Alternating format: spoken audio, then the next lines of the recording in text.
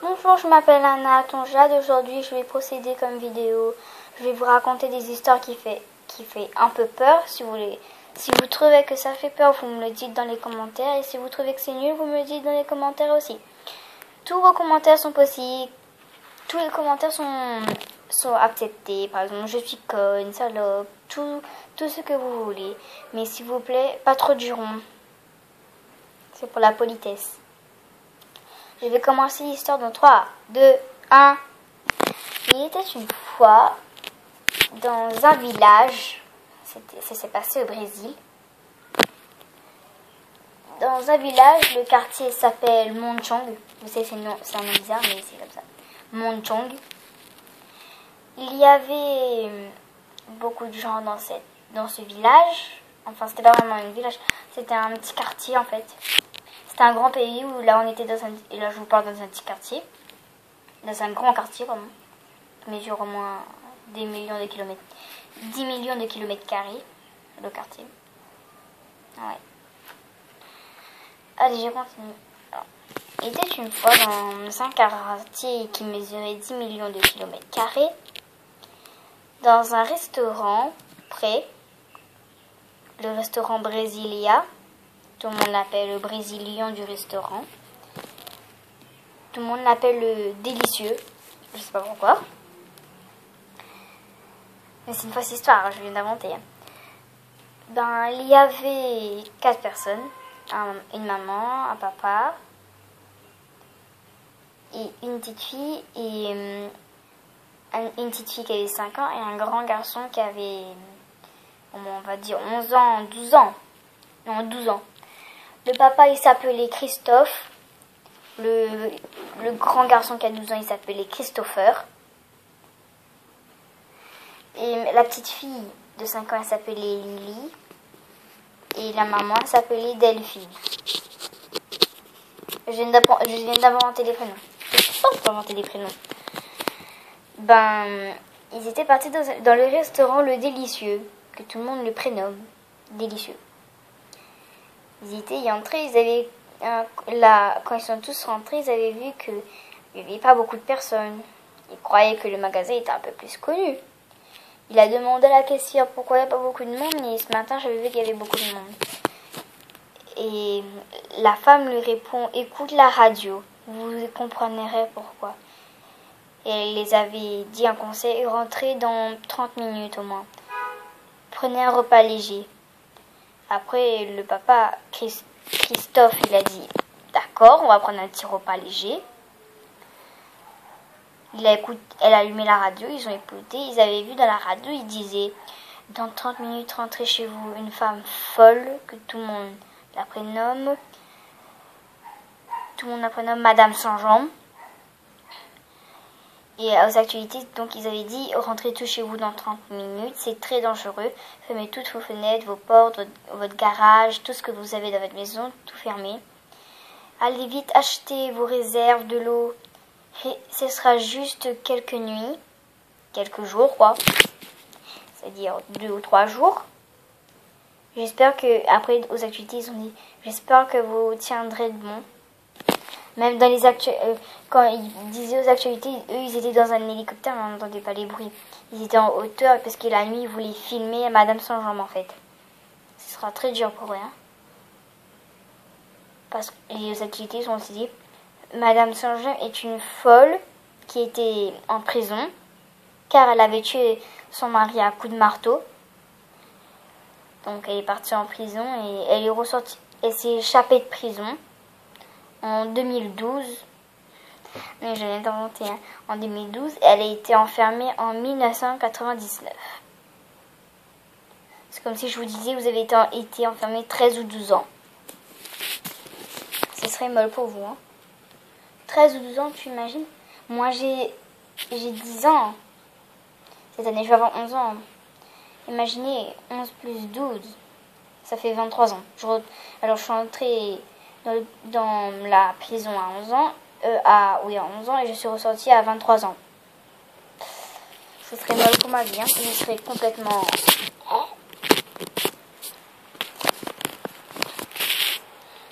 Je continue. quand le père il avait tout de suite entendu ça, il a dit j'achète un repas à emporter et je voudrais acheter 6 grandes bouteilles d'eau. Madame a dit ok, avec plein de bonbons, tout ce que vous voulez, mais plein de bonbons. D'accord, elle a dit d'accord, avec du papier toilette. Après elle a dit le papier toilette ici ne se vend pas. Le gars, Christophe, il a dit si s'il vous plaît, je vous donnerai 10 000 euros de plus. Mais s'il vous plaît, donnez-moi du papier toilette. Combien? Et la madame a dit combien de rouleaux? Et après la madame a dit un rouleau, 1 euro. Et le gars, il a dit ok. Christophe, il a dit ok. Bah, je vais en prendre 17. Donc la madame a dit ok. Mais il ne me restera pas beaucoup, il m'en restera au moins 6. Le gars, il a dit bon allez, je vous donne 18 euros alors, 1 euro de plus. La femme, elle a dit ok, il n'y a pas de blême.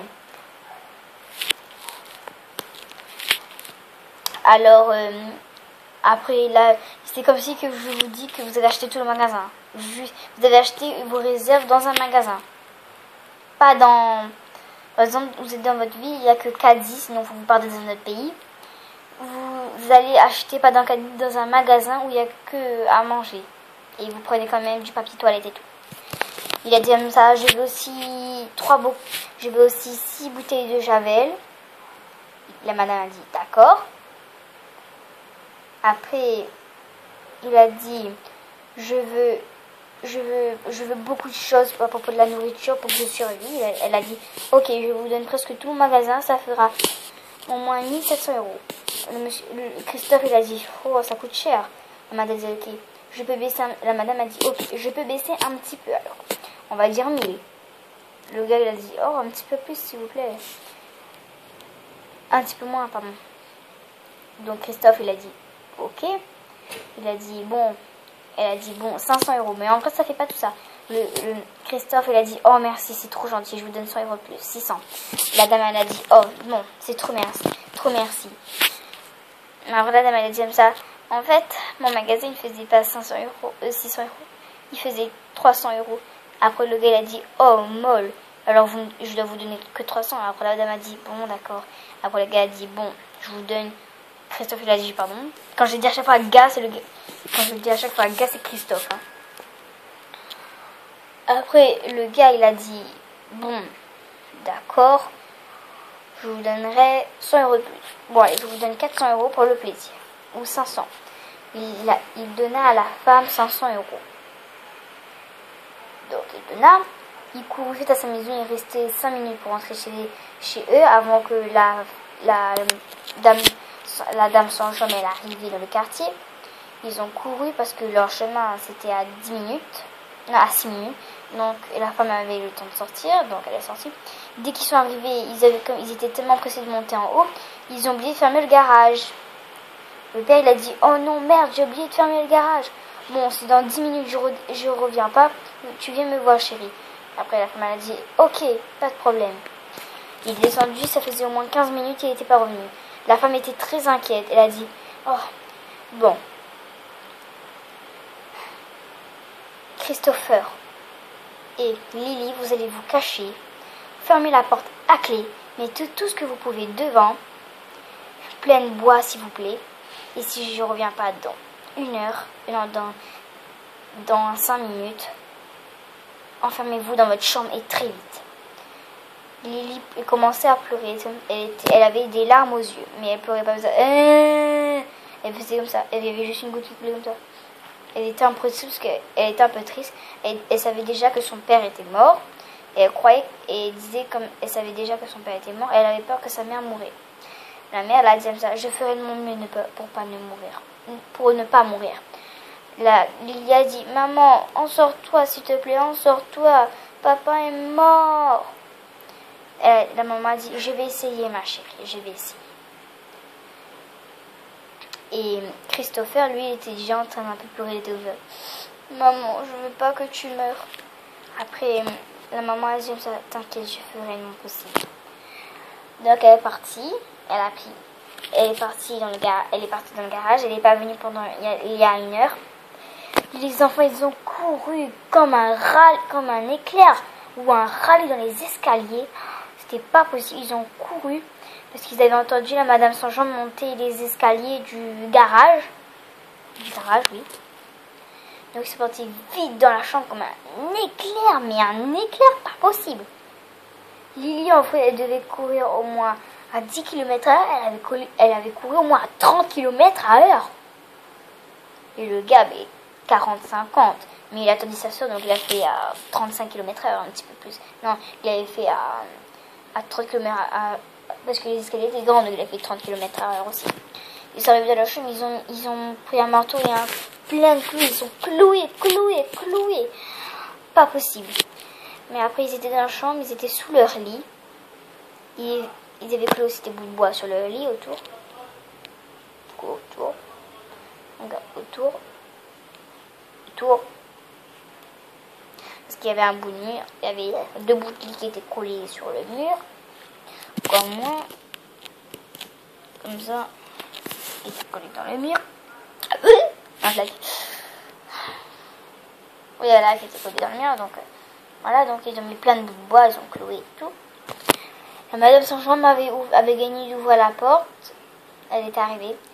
Ils étaient en train de pleurer, mais en chuchotant. C'est comme si que je vous dis que Christopher et Lily voulaient crier à l'assassin. Ils avaient des boum tch. Boum tch. Boum tch.